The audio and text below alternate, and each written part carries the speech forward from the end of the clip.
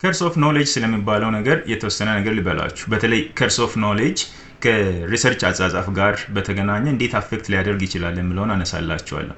ከርስ ኦፍ ኖሌጅ የሚባለው በሆነ ፊልድ ወይም በሆነ ቶፒክ ዙሪያ እውቀቱ ያላቸው ሰዎች ወይም ስፔሻላይዝ ያደረጉ ሰዎች ሌሎች ሰዎችም በዚህ ደረጃ አንደርስታንዲንግ አላቸው፣ አረዳዱ አላቸው ብሎ ሲያስቡ ማለት ነው። አንዳንድ ጊዜ አንኢንቴንሽናሊም ሊደረግ ይችላል። ሰውየው አስቦበት ሳይሆን ጀስት ባክግራውንድ ላይ ሰዎቹ ያውቃሉ የሚል ነገር አሲዩም አድርጎ ጽሁፎችን ሲጽፍ ወይም ንግግር ሲያደርግ ማለት ነው። አጋጥሟችሁ ከሆነ አንዳንድ መምህራን ለምሳሌ ዩኒቨርሲቲ ላይ ያስተማሩ የሆነ ኮንቴንት ላይ ይሄን 12ኛ ላይ ተምራችኋል ወይ ይሄን ሃይስኩል ላይ ኤሌመንተሪ ላይ ተምራችኋል ብሎ ያልፋል።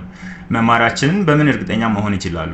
ወይ አልጠየቁን፣ በቃ ጀነራሊ ያውቃሉ በሚል ለማለፍ ይሞክራሉ ማለት ነው። በዚህ ጊዜ በያዝ ይፈጠራል። ሪሊ ሰዎቹ ላያውቁት ይችላል፣ ኮንፊውዝድ ሊሆኑ ይችላሉ። እና ሪሰርች በምናዘጋጅበት ጊዜም አንዳንድ ጊዜ ማይንዳችን ኦልሬዲ ፕሪ ኢንፎርምድ ነው እኛ ስለምንጽፈው ነገር። ምክንያቱም እኛ ረጅም ጊዜ አሳልፈናል ከዛ ቶፒክ ጋር ዳታ ስንሰበስብ ያየነው ነገር አለ፣ ግራውንድ ላይ ኦብዘርቭ ያደረግነው ነገር አለ። ሶ ፕሪ ኢንፎርምድ ነን። አእምሯችን ውስጥ የሆነ እውቀት አለ። ያ እውቀት ግን ኦዲየንሳችን ጋር ወይም አንባቢው ጋር የለም። ስለዚህ ለአንባቢው በተቻለ መጠን ነገሮችን ግልጽ ማድረግ ግዴታ ያለው እኛ ጋር።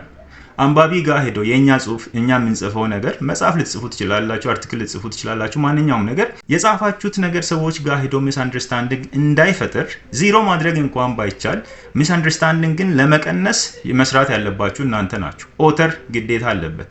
ስለዚህ በተቻለ መጠን ነገሮችን ግልጽ ማድረግ መቻል አለበት። ለምሳሌ ክላይሜት ቼንጅ ኢኮሲስተም ሰርቪስን አፌክት እያደረገ ነው ብዬ የሚጽፍ ከሆነ በደፈናው ክላይሜት ቼንጅ ምንድን ነው? ኢኮሲስተም ሰርቪስ ምንድን ነው?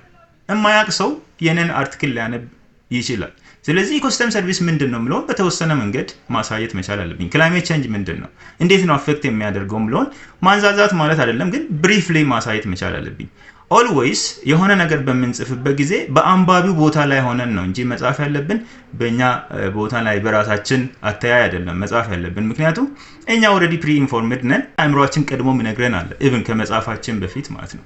ስለዚህ በተቻለ መጠን ነገሮችን ግልጽ ማድረግና ኮንፊውዥን ማስቀረት ያስፈልጋል ማለት ነው። ለዚህ ነው አንዳንድ ጊዜ ተማሪዎች ሪሰርቾቻቸውን በሚያቀርቡበት ጊዜ ፕሬዘንት ሲያደርጉ የሆነ ነገር ይናገራሉ። ያ የሚናገሩት ነገር ዋናው ፔፐር ውስጥ የለም። ስለዚህ ጃጅ ያደርጓቸዋል ኤግዛሚነሮቻቸው። አሁን ተናግረሃል ፕሬዘንት ስታደርግ፣ መጀመሪያ ግን አልጻፍክም አይነት ነገር ይመጣል። ሶ ይሄን ኮንፊውዥን ለማጥፋት ወይም ከርስ ኦፍ ኖሌጅን ለማጥፋት መስራት ይኖርብናል ማለት ነው። ይህን አካውንት ፎሎ ማድረግ እንዳትረሱ። መልካም ጊዜ